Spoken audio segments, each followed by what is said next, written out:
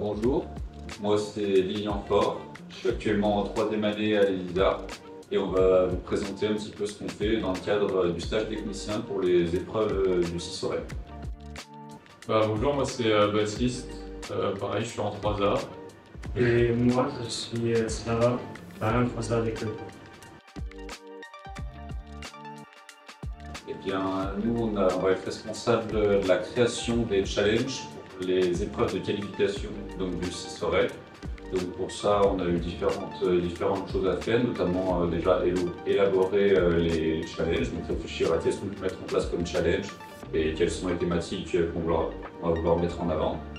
Après, on a dû développer les challenges. Ça va être créer les épreuves, écrire un petit peu les solutions, essayer de voir peut-être certains challenges qui ne sont pas forcément faisables, d'autres les modifier, etc.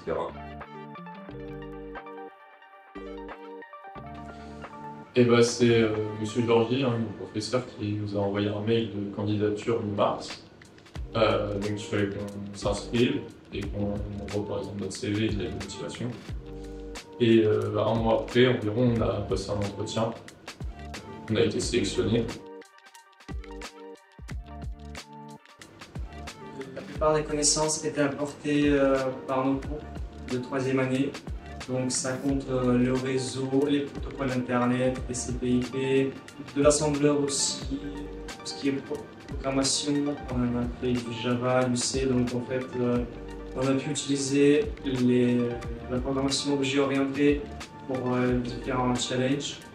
On a aussi fait du web, du PHP, du HTML, on fait tous un peu du ROOTME.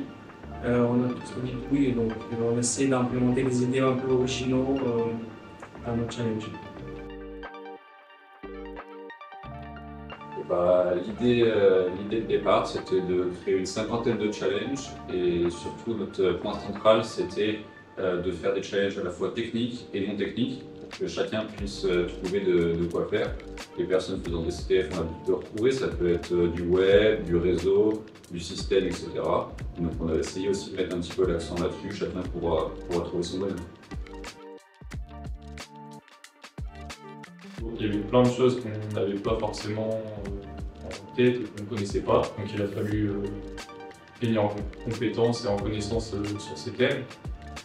Donc la première semaine de stage, c'était pas mal de recherche et de compréhension de certaines failles, certains protocoles. L'aspect infrastructure, on n'avait pas forcément l'habitude, on n'en a pas déjà fait. Donc tout ça, c'est nouveau.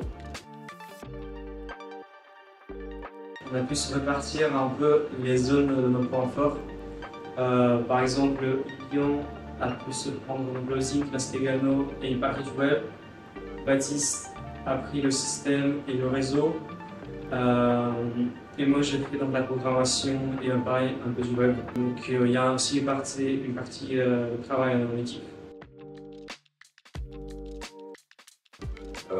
Des conseils relativement généraux, comme à peu près sur n'importe quel CTF, ça va être s'entraîner via des plateformes comme ROOTME, TrackMe, Hackthebox. Il y a différentes plateformes qui sont un petit peu connues si on cherche sur Internet.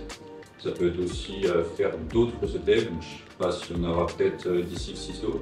Ça peut être utile de lire les solutions des anciens CTF, pour essayer de comprendre un petit peu comment ça fonctionne, face à quoi on peut se retrouver. Déjà, dès que l'un de nous a fini un challenge, on se les envoie. On essaie de se connecter entre nous pour déjà tester si ça marche, l'idée globale. On essaie de se les casser, entre guillemets.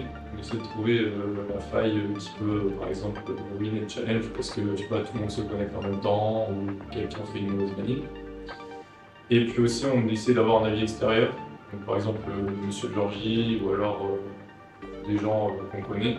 On va essayer de leur faire tester pour essayer aussi de fixer la difficulté.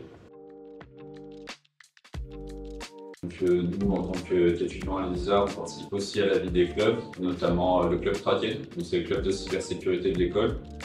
Et à travers ce club, on réalise différents événements, et notamment on est très actif dans le CISO, puisque chaque année, c'est nous qui organisons la mobilisation étudiante.